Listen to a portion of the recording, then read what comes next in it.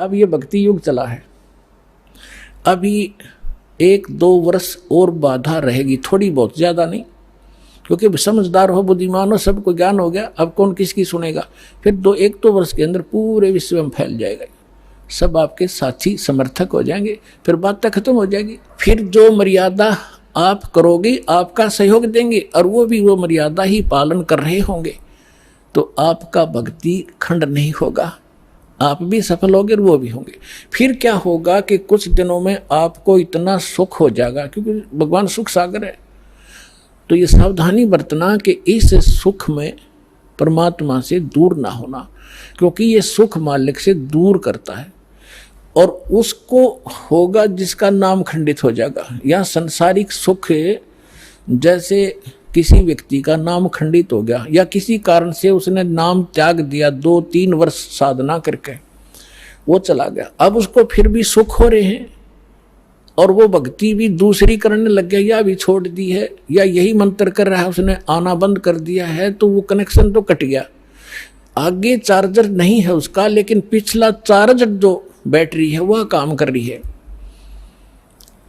अब वो काफी अच्छा चार्ज हो गया तो घरे दिन भी काम कर देगी, लेकिन वो ये सोच रहा होगा कि मेरा क्या बिगड़ गया।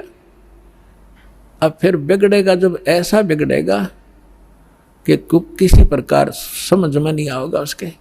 अब इतना ज्ञान दिया जाता है, मैं कोई बालक नहीं या वैसे थूक बिलो हूँ, कोई लालच हो मुझे, 2 रोटी भगवान ने दे रखी थी, जेई की नौकरी थी, बढ़िया काम चल रहा था, परमात्मा ने पहले भी ठीक से घर में गुजारा ऐसे जन्म दे रखा था जहाँ रोटी टाइम पर ठीक मिले थी।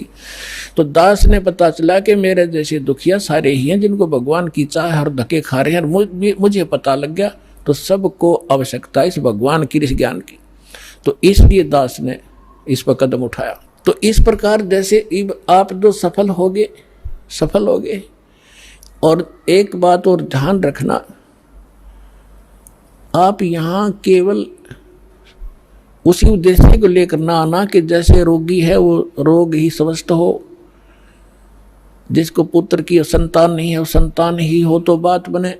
अगर संतान भी आपको आवश्यक होगी देनी तो यही मिलेगी, पृथ्वी पर कोई नहीं देगा आपने।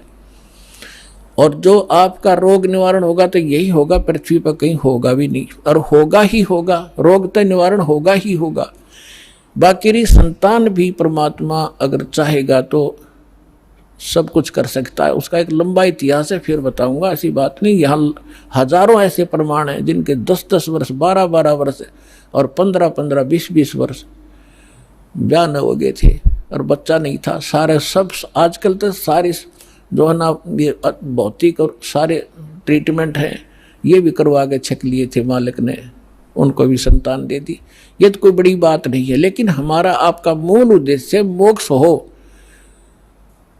और आपको पार करने के लिए परमात्मा जैसे भी आपको रखे वैसे ही रहो। जैसे डॉक्टर के यहाँ मरीज होता है और उसको थोड़ा बहुत कष्ट भी बन रहा है, वो जैसे भी कोई ट्रीटमेंट करे, इंजेक्शन लगाओ, जब भी थोड़ा बहुत दर्द तो होएगा।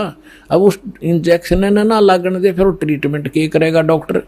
तो थोड़ी बहुत संकट, थोड़ा बहुत कष्ट आपको महसूस भी हो, वो गॉड गिवन समझना। किस लिए परमात्मा हमें उदाहरण देते हैं अपने ऊपर ही, कहते हैं कबीर सुख के माथे पत्थर पड़ो, जो नाम हृदय से जावे, बलिहारी व दुख के जो पल पल नाम रटावे। परमात्मा कहते हैं तुम ऐसे मांगना मेरे से कि हे भगवान, इसे सुख के आग लगो जिस जो आपसे दूर करे।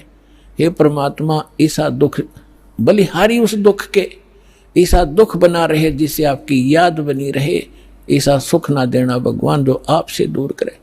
तो आप ये समझ लेना, छोटी मोटी जो ठूठा आप कर रहेगी ये गॉड गिवन होगी, ताकि वो मन बकवाद ना करे, इसने मौत दिखे जा, और तभी ये भक्ति करेगा, ना करने ना दे। ऐसा खतरनाक एलिमेंट है ये। तो पुणात्मा, ये परमात्मा का ट्रीटमेंट चलेगा जब आप इसकी शरण में आगे डॉक्टर के हॉस्पिटल में एडमिट। एक पेशेंट अपनी चलाओगा तो वो रोग नहीं कटवाना चाहता, वो तो बकवाद कर रहा है, व्यर्थ में टाइम वेस्ट कर रहा है। तो आप यहाँ आगे हो, भगवान कोई बालक नहीं, आपके भविष्य की जानता है।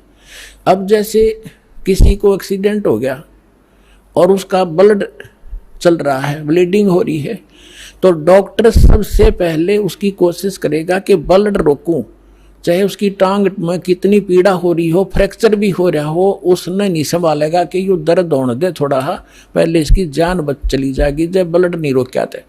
तो वो कह रहा होगा है मर गया, पैर टूट गया है मर गया, तो वो अलग बात है, पहले वो ब्लड रोकेगा फिर उस टांग ने संभालेगा, उससे जान नहीं जा सकती। तो इसी प्रकार आप यहाँ आए हो केवल एक उद्देश्य लेकर, और परमात्मा को पता है कि कल ने इसके ऊपर एक ऐसी आपत्ति आओगी, इसकी जान जानी है या कोई और भयंकर अटैक है इसके ऊपर, तो पहले मालिक आपके उस संकट न हटावेगा जो भविष्य में और आने वाला इससे भयंकर।